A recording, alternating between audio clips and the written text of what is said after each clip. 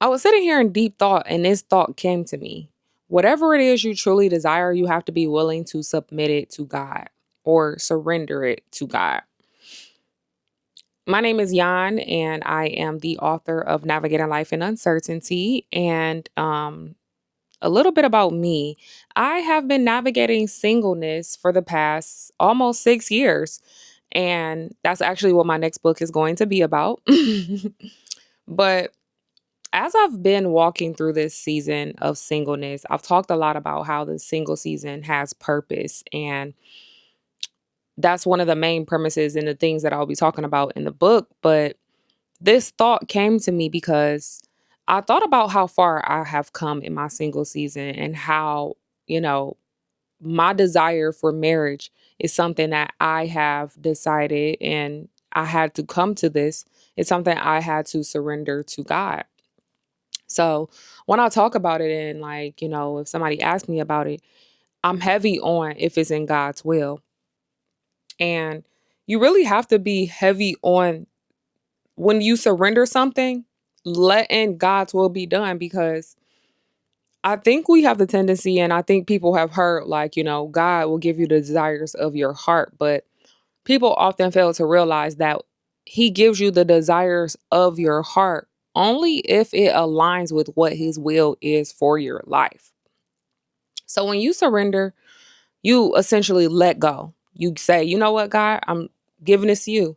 If this isn't your will, it will be done, right?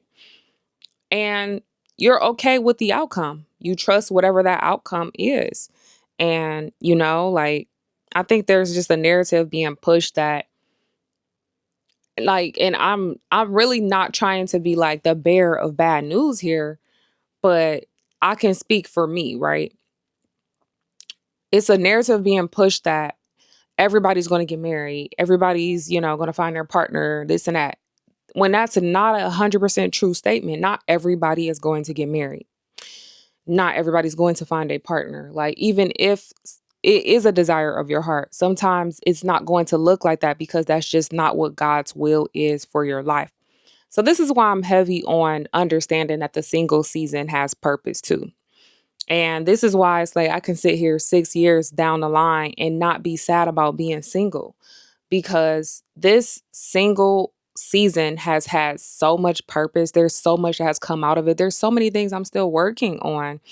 And if God does have a partner for me and that is along his will, like I've given that to him. And if he gives that to me, it's going to be great. But if he doesn't, I'm also going to be okay with him not giving that to me. And that's the reason why I say whatever it is you desire, you have to surrender it to God because whatever that outcome looks like, you trust that God's plan is better than the plan that you thought you should have for your life.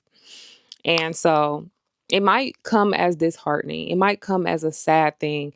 But this is why in the single season, Apostle Paul talked about if you're single like me, this is the time to serve the Lord, to, seek God, to chase after God, or not really chase, but chase isn't the word I'm looking for, but to be disciples of Christ and to follow Jesus Christ and, preach the good news. There's so many things that you could be doing that are fulfilling as well.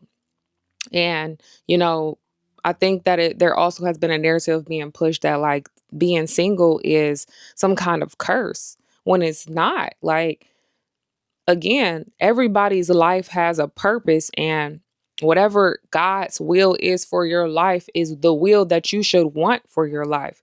You have to be willing to trust God's outcome and God's plan for your life no matter what, like no matter what that outcome looks like. And so even beyond marriage, even beyond a relationship, whatever it is that you truly desire, and yes, God does know the desires of your heart. Surrender it to God. Give it to God. Like you have to be like, God, this is what I want. It's something that I really have been yearning for but I'm giving it to you. And I trust that your plan is better for me. And maybe it isn't his plans, right? but maybe it's just not going to happen right away like you expect it to. So that's why when you surrender and you give it away and you give it to him, you pretty much release the control aspect and the outcome aspect, and you basically say, "Hey, God, it's in your hands. Let your will be done."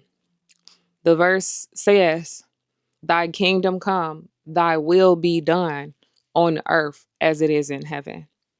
Not your will be done, thy will, God's will be done on earth as it is in heaven. So, whatever you truly desire, you have to be willing to surrender and release it and give it to God.